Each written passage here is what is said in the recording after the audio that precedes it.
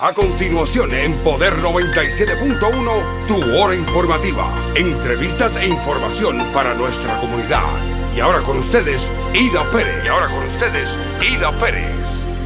Buenos días, mi gente de Rochester, y bienvenido a su hora informativa. Mi nombre es Ida Pérez y para mí es un verdadero placer poder estar con ustedes en esta mañana. Su hora informativa es un programa que les trae información importante que esperamos que los inspire a una mejor calidad de vida para usted y su familia. Cubrimos información sobre los campos de salud, educación, empleo, vivienda y muchos otros temas más que nos afectan como persona y como pueblo. Su hora informativa está aquí todos los sábados de 10 a 11 de la mañana y nos alegramos muchísimo de que estén con nosotros aquí en el día de hoy. Hoy tengo una casa llena, tengo unos invitados que nos van a estar hablando de una información muy importante, ¿verdad? Que nos envuelve a todos, a nosotros aquí en la ciudad de Rochester.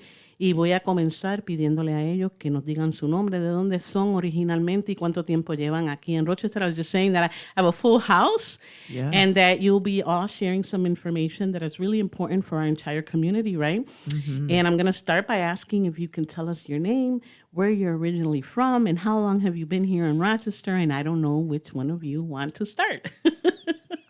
I'll start. I'm getting the nod. Okay. Hello, everyone. It's really an honor to be here. My name is Dr. Leslie Myers Small, and I was born in this teeny tiny town called Stowe, Massachusetts. And what's interesting, there's a little bit of history with that. I was the first child of color to be born in the hospital that I was born in. Yes. What? So it was an Oh my God. It was an anomaly. Wow. You know, my mom, may she rest in peace, was a nurse, but they were asking her questions as if, like, somehow or other, the birth of a child other than being white was going to be something different, right? Oh my goodness. So I was a history maker, you know, many years ago, of being the first child of color ever born in the hospital that I was born in Massachusetts. That is such an amazing I know. story. So for me, I believe everybody has a life theme. And so my life theme is one of firsts. So I was the first child to do this. I was the first, Gotcha. you know, in high school to start a Black Students Union, so on and so forth. So, but that's a little bit piece of history that a lot of people don't know about me. Yeah. And where was your family originally from? Like, did they come from anywhere in particular and ended up in Massachusetts? Sure. Then I want you to tell me how you ended up in Rochester. Yes, that's an interesting one. So my mom was born in Chase City, Virginia. Okay. It's right on the border of North Carolina. She was the youngest of 10. And my father was born in Daytona Beach, Florida, right? A lot of young people love that spot. And he was the oldest of 9. Oh, wow. So can you only imagine? I grew up with 17 aunts and uncles. Yes. Well, I'm the youngest of 9, so I know what that feels like. Yes. So it was my dad, the late Dr. Earl Myers, who is the reason why we are here. If you remember Xerox. Yes, of course. And they wanted to diversify Xerox. And so the president, Paul Allaire, at that time said, we really need to have African-American engineers. So they sent their recruiters out all across the country and found my dad in Stowe, Massachusetts, and recruited him.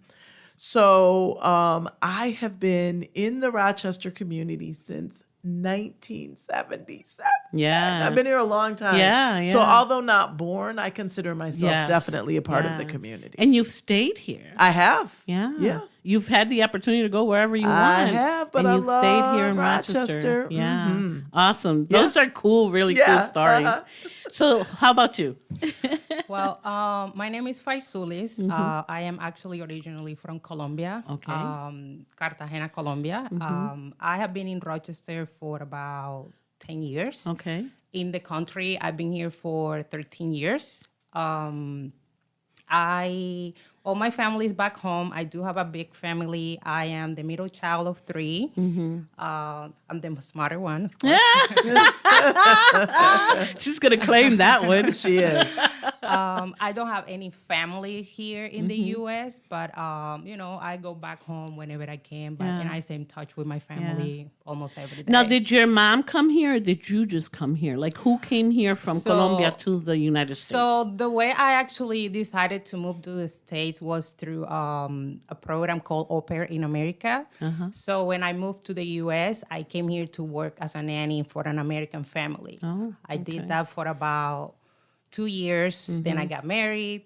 I lived in Cleveland before, and then I moved to Rochester, and I'm still here. What brought you to Rochester? So I was married at the time, and my husband, he got a job here, an engineering job. So we moved to Rochester. Families of engineers. I have 2 engineer brothers, so. So, I really didn't know anything about it until he told me, well, I got this job at Rochester, so we decided to move, and I'm still here. Yeah. What brought you here, though? I mean, other than work, obviously, but, from Colombia to here, that's a long stretch. So what brought you here? So when in Colombia, I used to work in the hospitality area, and I had the chance to, come to a new country, kind of like learn more about the culture. But my main goal was to improve my language. Yeah. That's what I wanted to do. Okay. It was hard for me. I enrolled in school. So it was very stressful, very difficult. I had to take notes in Spanish. Yeah. And then get home and translate. translate, and then try to, read everything in English and, have the dictionary next to me. But it really helped. It really helped. Yeah. I feel like I have growth a lot and improved. So that was the main goal. Nice. Yeah. I always like to ask that question because people complain often about Rochester, right? I'm going to leave, Rochester is this. But there's so many great people doing great work here, right? And there's always so many opportunities here in Rochester. And I know people complain about the weather, but, sometimes we get over it, right?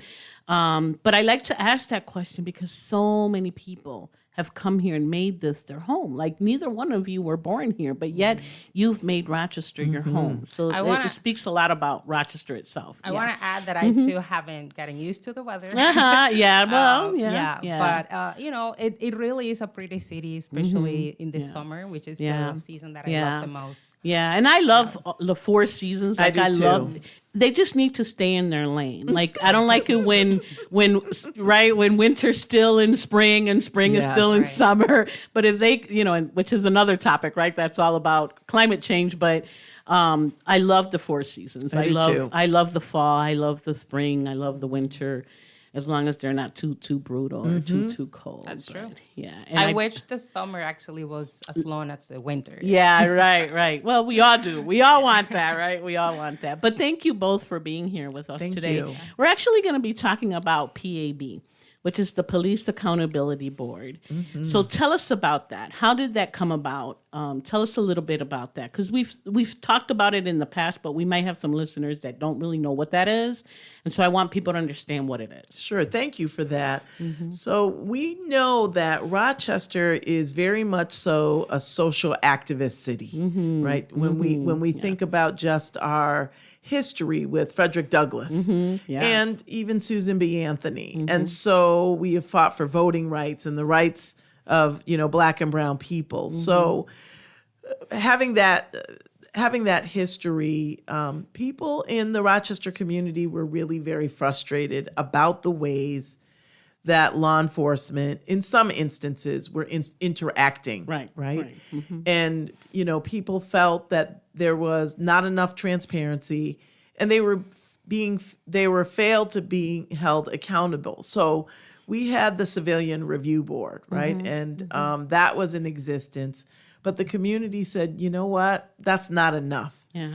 And so with the help of folks from the United Christian Leadership Ministries and what is now known as the Police Accountability Board Alliance, they really talked to the mayor, those folks in city council, and said, we're fired up and we're not going to take this anymore. Right. And so in 2019, a referendum was passed by almost 75% of the Rochester community. Yeah. And so that put us in place. And what that meant was that we would have an executive director, which is the role I serve, with multiple staff members who could do things like investigations. The team that's here with me today, that they could get out into the community and talk to the community about their rights and what we do.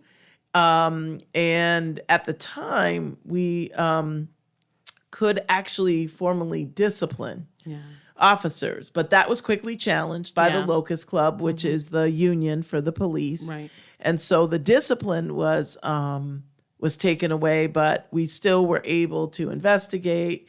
And we'll talk about that in a little bit, that we're not allowed to do that at this time.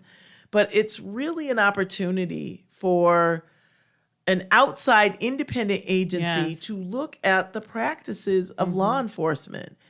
And, I know that when you mention the word transparency and accountability, people aren't like, yes, I am so excited for you to hold me accountable and to see if I'm not doing something right. But it's important when you think about George Floyd, Daniel Prude, right? And I could go down, Breonna Taylor, the list of particularly Black and brown bodies that have been modern day lynched. In my opinion, it's important to have another entity be a little bit of a check and balance to law enforcement. Yeah, and, I was all for the PAB. I remember going to vote and seeing it in the back of the ballot, and I got really excited. And actually, my granddaughter was with me that day, and when we were walking out, she's like, Mamita, why were you, so excited? I saw you, smiling. And I was like, oh, so I was telling her about it, and so she was like, oh, that's pretty cool. And I was like, I just hope they have Latino representation, right, at the time. And so it was funny because she looked at me and she said, well, Mamita, if they don't, you better do something about it, right? So I was like, yeah, whatever, right? And then when the time came and they started selecting people, I wasn't hearing anyone in my Latino community saying, okay, I want to be a part of that. And all I kept hearing in the back of my head was my granddaughter say, Mamita, you better do something about it. So I applied, and I was one of the first Latinas to be on the board. It. And I served for 3 years. And so definitely something, right, that we knew that the community needed. Yes. Right? Obviously, it hasn't gone the way that it was planned and thought of, but I'm still glad that it's still going, that it's still, serving the community and that people have somewhere to go. Absolutely. So, la pregunta era, ¿verdad? ¿Qué es PAB? ¿Qué significa eso? So, bien breve, obviamente porque ya dio un poquito de historial, pero bien breve, ¿qué es lo que significa PAB? Bueno, las siglas PAB en inglés significa Police Accountability Board. La traducción literal sería la Junta de Responsabilidad Policial. Exacto. Básicamente, pues el PAB es una agencia que fue votada por los residentes de Rochester, el 75%, un gran número de residentes, votó para crear esta agencia buscando transparencia y pues en las acciones y las interacciones de la ciudadanía, de los residentes de la ciudad con la policía. Exacto. Esta agencia inicialmente tenía el poder de poder investigar acciones de mala conducta por parte de la policía. El pasado mes de abril, pues este poder nos fue quitado y pues actualmente estamos en un proceso de apelación buscando la manera de recuperar ese poder. Sí. Y inicialmente también era hacer alguna decisión de disciplina hacia los policías. Así también esos rapidito con la unión de la policía lo sacaron. Así es. Sí. Pues lo que queremos buscar ahora, ya que no tenemos el poder de continuar con estas investigaciones, y es precisamente una de las razones por las que estamos aquí, es hacer un llamado a la comunidad pues, para que nos apoyen, para poder recuperar ese poder y poder seguir haciendo lo que pues veníamos haciendo, ¿no? Que es buscar esa transparencia en las interacciones con la policía. Exacto, sí. Lo cual es bien importante, ¿verdad? Que podamos tener esa abierto, ¿verdad? Que todo lo que ellos estén haciendo esté abierto y que las personas sepan lo que está pasando. Exacto. Lo que buscamos en sí es de pronto que pues el lema de la policía es proteger y servir, ¿cierto? Sí, Entonces, exacto. lo que queremos es que eso sea reflejado de una manera transparente, de una manera lógica, no que las interacciones con ellos pues sean sintiéndonos ignorados, sintiéndonos atacados. No es exactamente la forma pues en la que el servicio que ellos manifiestan debería ser prestado a la comunidad. Claro. So tell us a little bit about, the PAB in regards to police and because, to me, and one of the reasons why I wanted to be a part of the board was because I've had very, very positive interaction with police, right? And I've had some negative ones, right? So to me, that's, okay, not everybody's the same. Not every police officer is the same, right? And I can also say that those that were involved in my community, I had a better relationship with them. And then those that were not, those are the ones that I had issues with the way they spoke to me or the way they treated me. And so I wanted to be part of the board in order to see a balance, right? Absolutely. Because there has to be a balance, right? And then also, if police officers are not acting in a way of serving and protecting and with respect, then what can we do about that, right? Because to me, that was like the big purpose of the whole PAB. But, what are your thoughts when it comes to that? Because I also hear people say, defund the police. Well, we cannot be without police officers. That's just not realistic. That's just not a way that I, as a resident, want to live. And I live right here, smack in the middle of North Clinton Avenue. So I definitely need the police, when they're needed. So what are your thoughts? Like, has that changed for PAB? Is there a different focus now? Like where are you guys now with that? Thank you. I just have to insert this as I was listening and watching the two of you interact. I know enough Spanish to be dangerous, but I don't speak the beautiful language. Part of what we have been very intentional on is making sure that we have staff that speak Spanish, right, and that reflect this beautiful, diverse community. And I appreciate that so much. That we live and work in. Right? Because I could pick up a few things that you were saying, but I couldn't understand everything. And so can you imagine how that's further amplified when interacting with law enforcement, right? That can be very intimidating, very frustrating. It could feel threatening, right? And I don't want to apply a one size fits all, but that's why it's so important to not only have an agency that reflects the diversity of the community, but that law enforcement actually reflects the diversity of the community, right? To understand the experiences, the lived experiences. Like, people don't understand fully what it feels like when you get pulled over, right? Or you have an interaction. It can be very frightening and challenging. And I know this is similar in the, the Spanish-speaking community and the African-American community. We have the talk, particularly with our sons, right? Around, hey, this is what happens. If you get pulled over, keep your hands, not quick movements, right?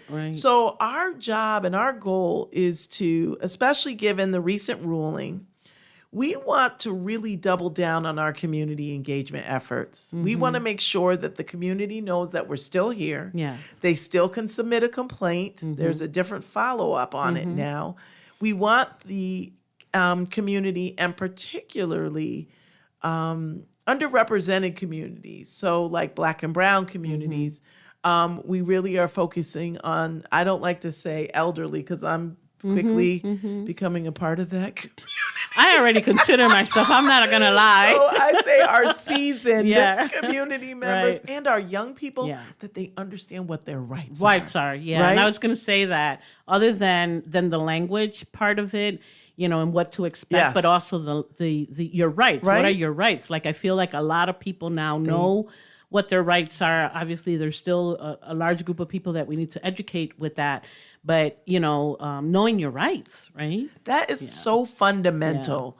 I think people think that I'm not advocating at all to be disrespectful or disagreeable, but there are certain things that you have to answer and other things you don't, or things that you have to do and things you don't. Right. And that's part of the community engagement and public affairs team, is we go out and we particularly engage young people to say, if you get pulled over in a car or if you're walking, here's what you need to know and be able to do. And we know that recently, in the past few years, body-worn camera footage has been important. And you have certain rights around that to say, is the camera on? Right? So those are things that we really focus on to make sure that we have an informed and well-versed community. Yeah. That's important. Yeah. So I know from the very beginning, the discipline part, because of the union, was taken out. But just recently, the investigation. So tell us about that. Tell us about that and why is that important? Sure. So on April 28th, we received word that Judge Waldorf ruled that we could not investigate. And that was definitely frustrating, and it was a blow. Because an investigation means that if you have what you believe to be alleged police misconduct, you could call us or submit online, and we would interact with you a complaint. Yeah. And then one of our investigators would go and follow up. They would interview you, and if there were any other individuals that saw the interaction between you and one or more law enforcement officers, we'd have conversations. A lot of times people pull out their cell phones, right? And either audio or audio and video. We could look at that. We could request body-worn camera footage from RPD to see what the officers captured on their on their cameras. So we're not able to do that. So I'm very thankful. We received support from President Melendez and the rest of City Council, the mayor, Malik Evans, and we are appealing that decision. Okay. So while we cannot investigate right now, you still can submit a complaint. Yeah. And let me explain why that's important, because you might say, well, forget it. I don't want to do that.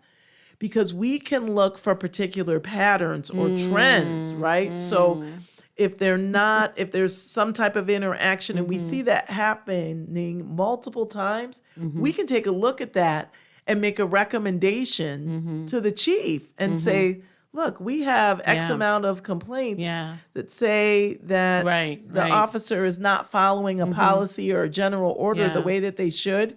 And we need to look at that. Yeah. So that's equally important. So certainly knowing the individual complaint and following up is one thing. Yeah. But if we start to see a trend or this is a systemic thing, that's a problem too. Or the same officer all the time. Common denominator there. Yeah, cool. So la pregunta era, porque sé que desde el principio la disciplina por parte de la Unión la sacaron. Ellos no querían que nosotros diéramos ningún tipo de recomendación, y digo nosotros porque fui parte de la primera junta, de dar disciplina hacia los oficiales. Pero ustedes podían investigar. Ahora le quitaron ese derecho. ¿Por qué es tan importante poder investigar?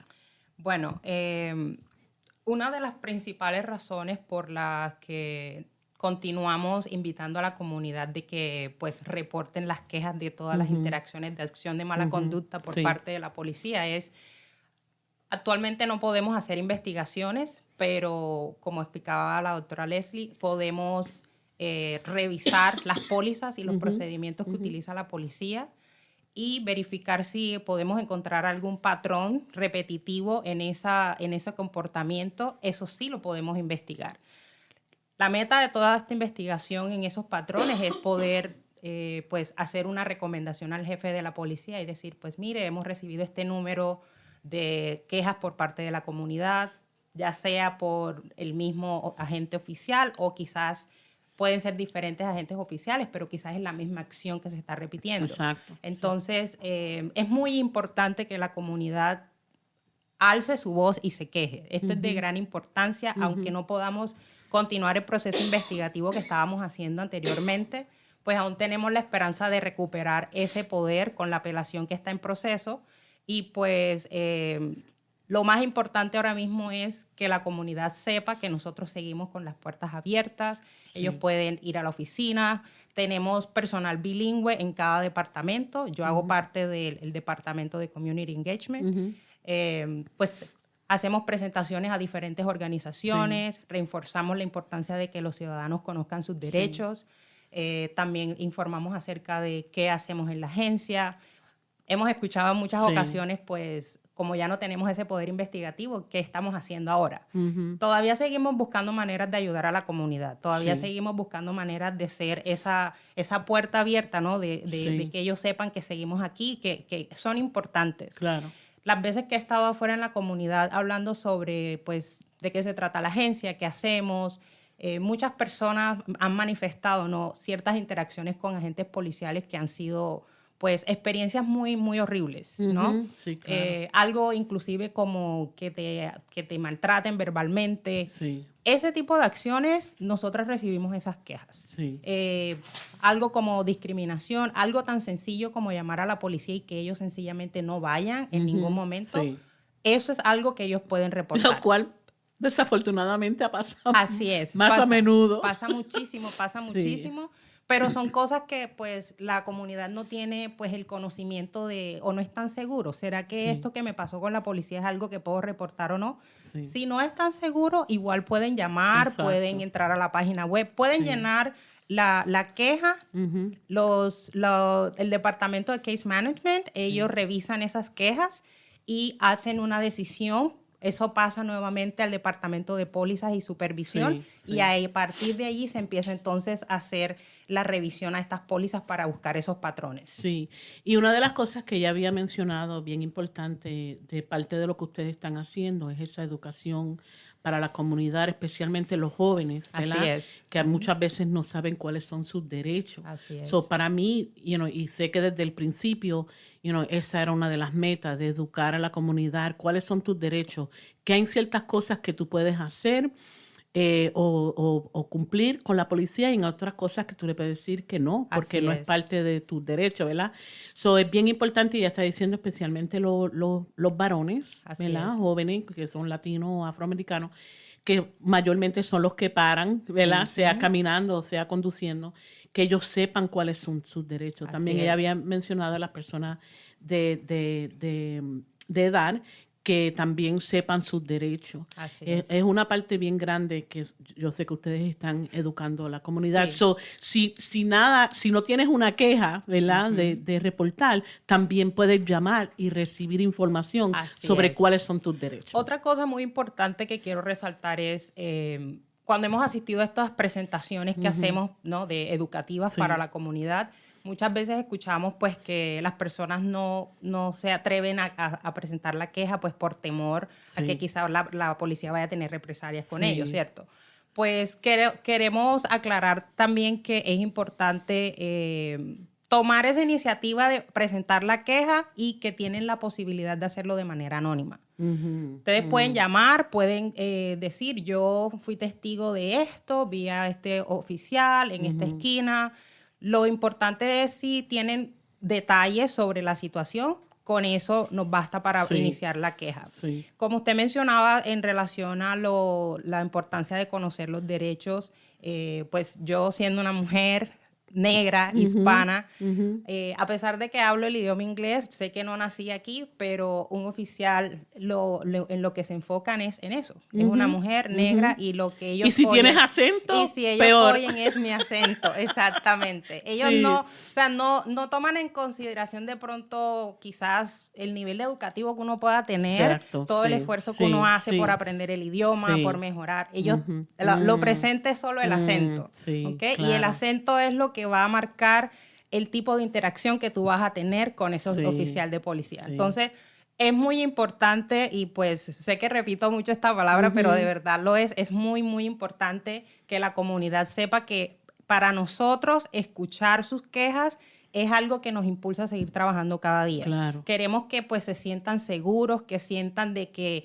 nuestra misión es reinventar la seguridad pública, porque queremos tener ese acceso al servicio policial, pero no para pues seguir sintiéndonos con ese miedo, ¿no? De que no puedo llamar a la policía porque pues algo malo me va a pasar con el policía. Que no sabemos cómo van a llegar, qué humor van a tener.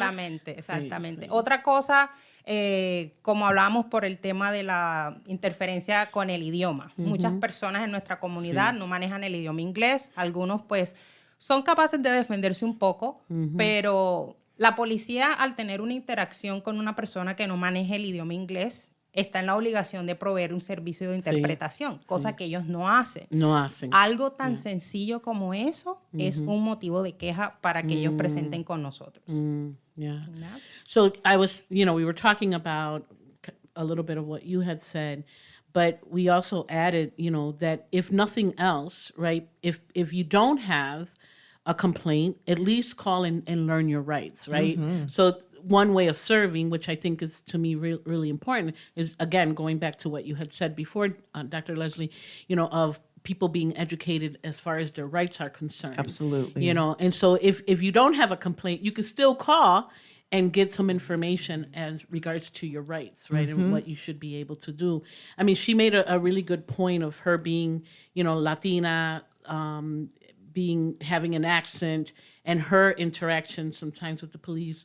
The minute she opens her mouth, they're not thinking about her, maybe her level of education, whether she's guilty or not, or whether, none of that. They kind of just already assume, and that's how they interact with her, which is probably what happens to a lot of people, right? And then not having that language access. And even if you're calling the police and you don't speak English and they don't bring an interpreter, that within itself is a reason to complain.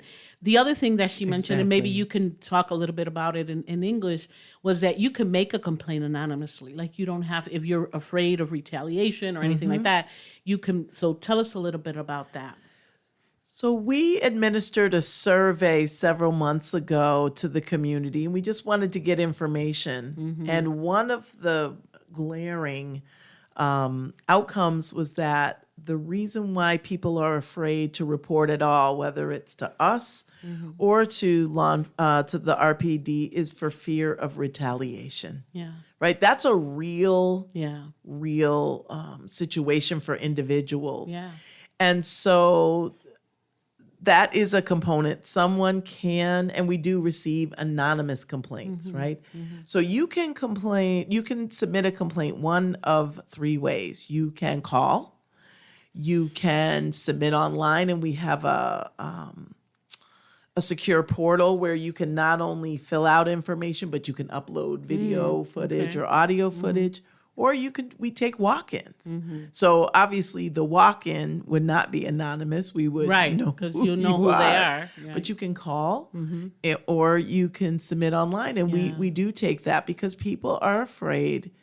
In our neighborhoods, we know, what is the saying? Snitches get stitches, right? If you tell, there's That's a real thing. It's a real thing. Yeah. So we want to make sure that you feel very strongly about this situation, but you don't want to be identified with the complaint. Right. And so that's why we allowed. Now, reporting anonymously, however, limits our ability, like if we need to follow up and get additional information. We don't know who the individual is, but we can follow up on what we have, certainly. Right. I want you to kind of emphasize the importance of the Latino community knowing about PAB. And I say that because, again, I don't hear a lot of people talking about it. I don't know how many people really know that the services are out there. I don't know what, if people really know what you can and cannot do. And I want people to be able to use this service. Like I want people that if they truly are, and I'm sure there's tons and tons of situations where, people have, their rights have been violated or whatever, right? Whatever the case may be. Why is this so important? Because the other thing that I think about, people think about PAB, they think about these past situations, unfortunately it's all happened to African-American people that have been brought to the light, right? But I know there's tons of it happening to Latinos too, right? So why is it so important for Latino community to know about PAB? It's just what you said, right? We have seen the majority of the situations that we have seen are against Black bodies. Right. But we know, unfortunately, that it's happening with the Latinx community. Yeah. And so we have to do a better job of making sure that we do get that information. I do think that language can be a barrier. But you guys have resolved that. Right. We have bilingual staff in every single one of our divisions. So Phi works in public affairs and community engagement. We have a bilingual investigator, that even though that's not a division, but Right. that's a part of the agency. We have a bilingual case manager. So if someone calls and English is not their first language, or if it's a struggle, we have a case manager who works on that. But we know that it is happening, but there's fear. And then you combine that with the fact that we have ICE coming into our community now, right? So not to say that impacts everyone, but there's just a lot of fear because that's another level of law enforcement, if you will, right? So it's important for us to get out, to get the word. And I'm so grateful. And I want to thank you again for allowing us on the show today. Yeah. Our hope is that people will listen far and wide. We're going to share this YouTube far and wide. We want people to know that we are here, that we are a partner, we are a collaborator, we're a resource for them. And as you said, I love the fact that we're playing on one another's comments or piggybacking, is that even if you don't have a complaint, we can give you information because we know it's an overused term, but knowledge is power. Yeah, it is. Yeah. It's powerful, right? And so if you know particular information, it can be the difference maker between you being arrested or you having a really negative interaction that could potentially result in you being harmed or killed. Yeah. Right? Yeah. If we know, and that's what our goal. And Rochester, I remember when I was superintendent, we had, I knew of 72 different languages that were spoken in Rochester. And I'm sure that number it's gone higher. Has gone higher. And so our Spanish-speaking population is a huge part of the population in Rochester. And it's growing. It continues to grow, right? Yeah. Because my understanding, what are we in 2025? By 2030 or so, the Spanish-speaking population will be in the majority, right? Yeah, yeah. And so we don't like to talk about that. Yeah, Some people but it's don't the like reality. to acknowledge that is the case. Yeah. And so we have to make sure that our services are going throughout our entire community, not just the English-speaking community, Correct. not just the community that we get along well with. It has to get out to the community. And that really is a priority, genuinely a priority for me and the board, is that we have to tap into and connect with the Spanish-speaking population. So, la pregunta para ella era, ¿por qué es tan importante que la comunidad latina sepa, ¿verdad?, de estos servicios?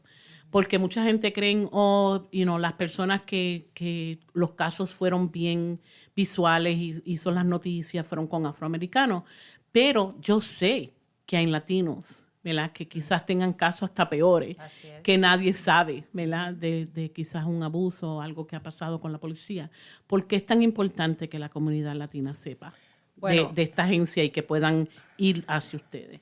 Yo tengo 8 meses apenas que empecé a trabajar en la agencia y una de las principales metas que me propuse por ser parte de la comunidad hispana es asegurarme de que la agencia tenga presente, de que todo lo que se haga en la agencia tenga participación la comunidad hispana. Sí. Especialmente porque sabemos que somos gran mayoría en la ciudad, sabemos que somos el ojo, ¿no?, para ese tipo de situaciones con la policía. Sí. Entonces, una de las cosas que estamos haciendo, aparte de tener un representante hispano en cada división en la agencia, es asegurarnos de que todo el material que tengamos en la agencia sea distribuido al menos en inglés y en español. Sí. Estamos trabajando en traducir todo eso en los principales idiomas que estén en la ciudad. También tenemos en cuenta la comunidad de adultos mayores, la comunidad de personas con dificultad para escuchar, las personas que sencillamente no saben leer, no saben escribir. Todo esto lo tenemos muy presente al momento de tomar una decisión en cómo vamos a abarcar el acercarnos a la comunidad. Ahora, usted preguntaba, ¿por qué es importante, no? que la comunidad hispana sepa, pues, qué hacemos aquí, qué hacemos nosotros aquí.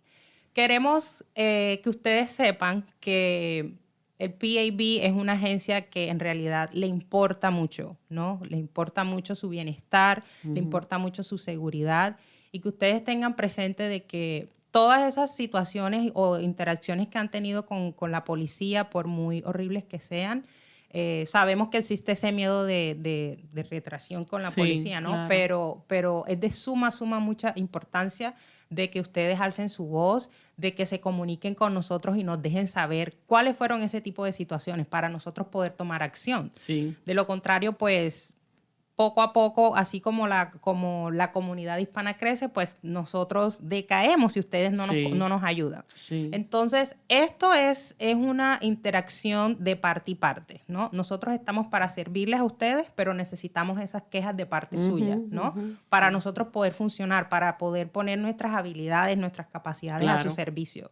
Entonces, queremos que la comunidad sepa de que por muy horrible que haya sido esta interacción, nosotros siempre vamos a tener nuestros oídos dispuestos a escucharlos. Sí. Vamos a hacer lo que está a nuestro alcance para ayudarlos. Vamos a siempre buscar las maneras de llevar sus mensajes.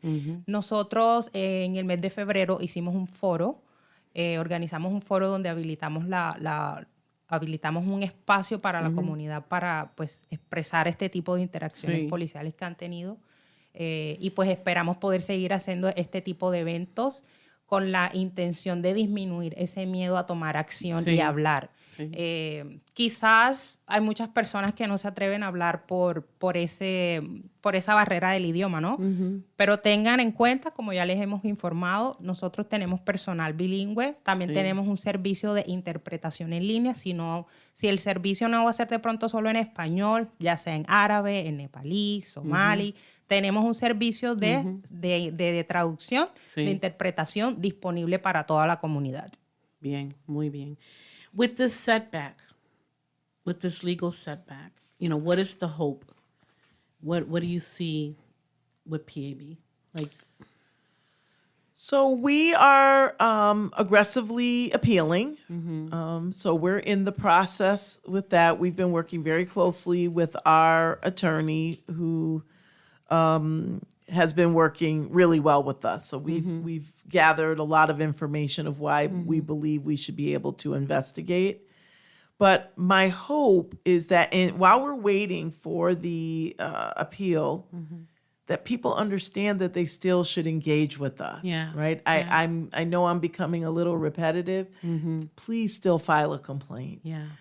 We hope that the community in particular understands that we do care and we're interested in connecting with them, right? And so we don't expect or want people just to come to 245 East Main Street. We get out into the community. So we talked about the weather a little bit. Thankfully, it is in the summer season. Yeah. And so we're getting out to, La Marqueta, and we're getting out to events that in our Spanish-speaking communities. Yeah. And that's what we want the community to know, that we care, that we're interested, and we want to make sure that they feel supported, they have the information that they need. And if there's something that we're not doing, to let us know, and we'll work hard to try and figure that out. Yeah. If people do not have a complaint, but still want to support you with this legal setback, what can they do? What are some things that they can do? Is there someone that they can call and say, hey, we want this? Like, how can they advocate and be an ally for you guys? So during each month, council has an opportunity to speak to council. Okay. So that would be wonderful to speak to council and address them, and just to say we're an important entity and that we're needed. Yeah. We also, we don't have any one from Spanish-speaking community on our board, and that's my hope. And that's necessary. Like you really do need someone. It's to be there. necessary, needed, important. So we do have open seats. So if people are interested, good. Yeah. You can have an advocacy voice there. You can also write to our local delegation, Harry Bronson and Sam Mabrook, and, let them know, because there are things that can be done statewide relative to assisting here. So that would be helpful. And I think it would be helpful just to continue to get the word. Word of mouth is the most powerful way that information can be spread. Yeah. But we want information, word of mouth, that's accurate, right? And based on the facts. Yeah. So, if you want us to bring you materials, information, we're happy to do that. Okay, cool. Happy so, to do la that. pregunta era, ¿verdad? La Corte ahora dice que tampoco pueden hacer investigaciones. ¿Cuál es el futuro, ¿verdad? ¿Cuál es la esperanza ahora de la agencia? Y cómo las personas en la comunidad pueden apoyarlo. Okay. Bueno, la esperanza es que ganemos la apelación. Sí, que ganen la apelación. Ganemos la apelación y podamos recuperar ese poder investigativo de vuelta. ¿Cómo pueden la comunidad pues ayudarnos? Bueno, todos los meses, como explicaba la doctora Leslie, hay una reunión en el Consejo de la Ciudad. La comunidad puede asistir a esta reunión y puede pues expresar la necesidad y la importancia de la agencia para la comunidad. Sí. También pueden escribirnos dejándonos saber que nos apoyan. Sí. Siempre escuchar que en los eventos que he participado ahora durante el verano, siempre me van a encontrar ahí si necesitan a alguien, pero de pronto quizás no se quieren acercar porque creen que no hay nadie que hable español. Yo voy a estar ahí por si tienen preguntas para responderlas. Entonces, la doctora les explicaba que asistiendo a estas reuniones, nosotros tenemos una reunión mensual también con la junta directiva de la agencia y la comunidad también puede asistir a esa reunión y expresar en ese espacio la necesidad de la existencia de la agencia. Sí. Otra cosa sería, pues, si usted ya tiene conocimiento sobre la agencia y conoce a alguien que no sepa, por favor, infórmele. Sí, infórmele y hágale saber de que pues la persona no está solo en caso de que tenga una experiencia de mala conducta con un agente policial. ¿Qué puede hacer? Si de pronto usted no está muy seguro de la información, llámenos. Nosotros con muchísimo gusto le refrescamos la memoria y le proveemos esta información para que usted nos colabore y sigan pues informándole también a la comunidad. Y también ella había mencionado que también pueden contactar sus senadores y expresarle a ellos. Y también mencionó que aún no tienen representación latina en la Junta de Directores. Si hay una persona interesada en ser parte de esa junta, porque para mí, y por eso fue que serví los primeros 3 años, para mí era bien importante tener la voz latina ahí representando, ¿verdad?, la comunidad latina. Cualquier persona que esté interesado, ella dice que hay asientos todavía disponibles.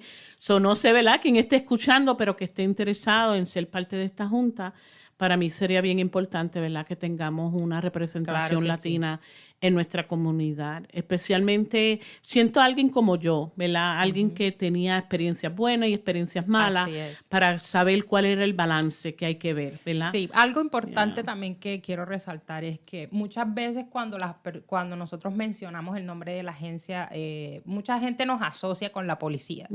Y nosotros no es que seamos una agencia antipolicía, no. Es muy importante aclarar esto porque no es que somos enemigos de la policía ni nada de eso. Nosotros también somos ciudadanos, somos residentes, somos seres humanos, también tenemos experiencias buenas, malas, y pues en algún momento de nuestra vida lo tenemos que llamar, ¿no? Sí, claro.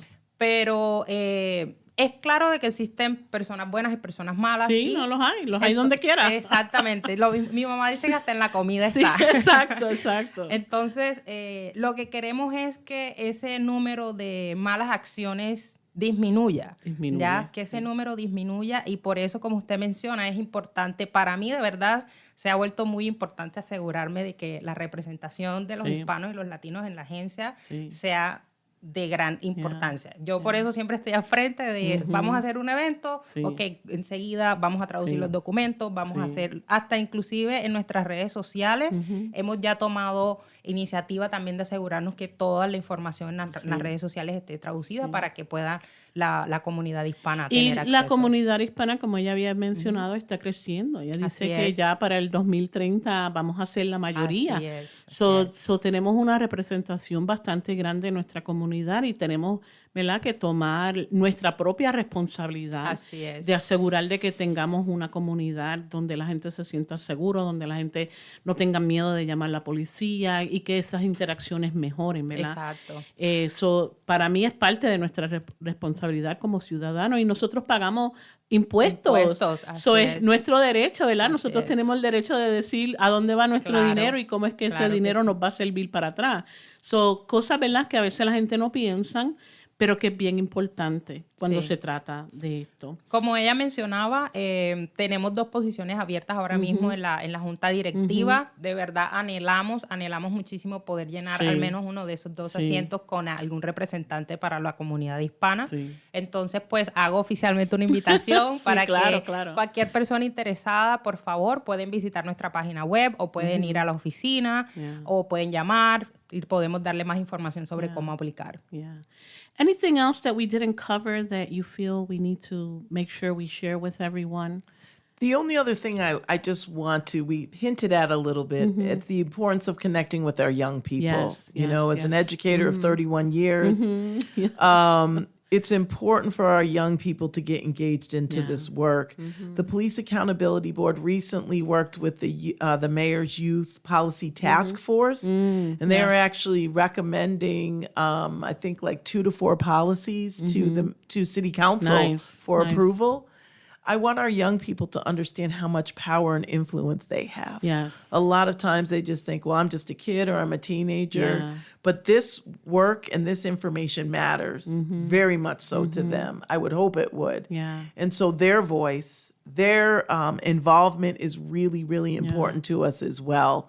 In the fall, we are going to be getting into schools from like middle school through high school, and we're going to conduct workshops and trainings of young people. Good, that's good. So certainly if there's any information that our young people have that they'd like to give us to make sure that the presentations are engaging, they're not boring, and we just don't talk to them, I would love to have that. Or if you'd love for us to come to your school, we would love to do so. So that's going to start in September, in the fall. So dinos lo que ella está compartiendo para los jóvenes. Sí, pues algo que mencionó la doctora Leslie es que para nosotros es de gran importancia tener acceso a la comunidad de jóvenes, ¿no? En la ciudad. Durante el otoño, a partir de septiembre, vamos a estar visitando las escuelas para proveer información sobre las agencias, hacer resaltar el poder que tienen los jóvenes en la ciudad, de utilizar su voz también como motor para nosotros seguir promoviendo nuestra misión y nuestra visión. Entonces, queremos que estén atentos a todos los eventos que vamos a estar haciendo próximamente. Como ya les informé, estamos ahora mismo durante el verano en todos los eventos, acercándonos también, hablándole a los jóvenes que vemos en estos eventos, asegurándonos que ellos tengan presente, pues, conocer sobre sus derechos, el poder de su voz y de la importancia que es que ellos se involucren también, porque el mundo está cambiando, ¿no? Día a día, la seguridad. Cada día es un tema distinto. Pero y a veces ellos tienen unas ideas excelentes que a uno no se le ocurre. Ya nosotros pues estamos en ese camino de clean. Pero pues sí, ellos, su mentalidad no mucho más fresca que la de nosotros. Quizás tengan y ven las cosas de una manera completamente diferente que la vemos nosotros. Tienen una percepción distinta de cómo quizás podemos manejar ciertas situaciones. De pronto nosotros desde un punto de vista también podemos poner nuestras ideas juntas y llegar a una solución a lo que problemas que estemos enfrentando actualmente. We were just saying how, you know, young people sometimes have the greatest ideas. Like they have such a different perspective, right? And sometimes their ideas are the ones that are sometimes implemented and move things forward because they just think very differently, you know, and experience things very differently than we do. So definitely the voice of youth is very important. You know, if people want to contact you, how do they do that? Website, phone number, maybe, Well, address. Pueden visitar nuestra página web, ¿no? Es rochester.org. Pueden visitar nuestra agencia. Estamos ubicados en la 245 East Main Street. Okay. Pueden entrar a nuestras redes sociales. Estamos como @RochesterPAB para que sea más fácil encontrarlo. Sí. Estamos en Instagram, Facebook, estamos en TikTok, perdón. Y estamos en YouTube también. En YouTube pueden encontrar la transmisión de todas las reuniones que tenemos mensuales con la Junta Directiva. Ahí pueden dejar comentarios si tienen preguntas. Siempre estamos revisando eso, igual que en Instagram, Facebook. Pueden llamarnos también y pues lo más pueden llamarnos, visitarnos. Si de pronto quieren que nosotros vayamos a su agencia, pueden hacernos la invitación que con mucho gusto nosotros vamos. Perfecto. So, way to contact you. So 245 East Main Street are where we're physically located, and it looks a little interesting because we're in the D&C building, so people don't always know. Which is good, right, in a way. Right, but we're right. Because they don't know what you're going there for. And we're opposite the Merck, right? And Parcel 5. Come in, and certainly we'd welcome visitors. You can engage with us on Facebook, on TikTok. We do Instagram. Our website is rockpab.org, and we have a lot of information that is on there, and we'll continue to load information there. So we'd love for you to check us out. Yeah, awesome. So, I mean, this has been great. You know, I hope that the community that's listening obviously will reach out to you guys, if nothing else, at least to know their rights, right? Please. Because I think that's really important. You know, I'm hoping that we can also support you guys in these legal setbacks, that we can move that forward. Thank you. Because, you know, I kind of get the discipline part, but the investigation I think is important, because you do need like an independent, you know, type of investigation that doesn't necessarily come directly from the police. I think that's a way of holding people accountable. And if that's taken away, then that's really hinders, right, everything that you guys can do. So I'm hoping that you're able to fight that appeal and get it. Thank you. We do too. So, you know, wishing you guys the very, very best. I like to end the show by asking if there's a phrase or a saying that you grew up with that still resonates with you today. And I'm hoping that both of you have one. I do. And I don't know who wants to go first. Did you want to go first? You want me to go first? So one of my favorites goes like this. A journey of 1,000 miles begins yet with a single step. And sometimes we're just afraid to just do something, right? If it's personally or professionally. You know, one of the things I've been battling with is my health and my weight in particular. And I always say, I'm going to do it, or I start one day and then I quit. But you have to start. And so, you know, I think to bring that back to our conversation, don't be afraid to take that single step and submit the complaint. Don't be afraid to take that single step and connect with us. Don't be afraid to take that single step and get involved right in the work, because it's so important. And so even though it might look really hard far, just start by just taking that single step. I agree. ¿Y tú? Bueno, yo voy a compartir algo que mi mamá siempre me dice, y es que Dios siempre trabaja de una manera misteriosa, pero siempre a nuestro favor. Eso es algo que yo en cada situación difícil que yo he tenido que afrontar estando no sola en un país pues que no es el mío, es algo que siempre me mantiene como, ese es como mi polo a tierra, esa frase que mi mamá, y cada vez que hablo con ella y le cuento de pronto alguna situación que he atravesado o algo así, ella siempre me la recuerda. Y yo trato de tenerla presente para todas las situaciones de la vida, para todo. Entonces, pues, la comparto con ustedes y pues espero que también les sirva. Sí, she said, you know, God works in mysterious ways, but always in your favor, which I like, you know, and she says she keeps that in her forefront all the time whenever she's in a bad situation, and her mom reminds her often of it as well, and that's a good one as well. You know, I thank you both for being here with us today and sharing this important information. Again, you know, I wish you guys the very best, and I hope that people that are listening either are going to call you to get their rights right, to know what their rights are, or if they do actually have a complaint, that they're able to share with you. I think that even though you're not doing investigations and, you don't have the disciplinary part of it, I think, getting these complaints and piling them up and knowing exactly what we're working with, being able to give recommendations to the chief, I think it's still a good thing that you're able to do. Absolutely. Because like you said, we'll see patterns, we'll see, if there's a common denominator here of what's happening. And I think that's really important information to gather, right? Like we've never been able to gather that before independently. Right. And I think that even if you were just to do that, it's still good work, right? And so I wish you all the very best. Thank you. As you guys become, if there's a difference now, if you do win the legal part of it, please come back and share with us. We would love to. And you're welcome here at any time. So thank you both for being here with us. Gracias a todos por acompañarnos en esta mañana. Lo esperamos el próximo sábado de 10 a 11 de la mañana en Poder 97.1 FM, la única estación radial latina con dueños y operados por latinos, por la comunidad, para la comunidad. Esto ha sido su hora informativa, trayendo la información importante que nos inspira a una mejor calidad de vida. Que pasen una linda semana. Hasta la próxima, mi gente.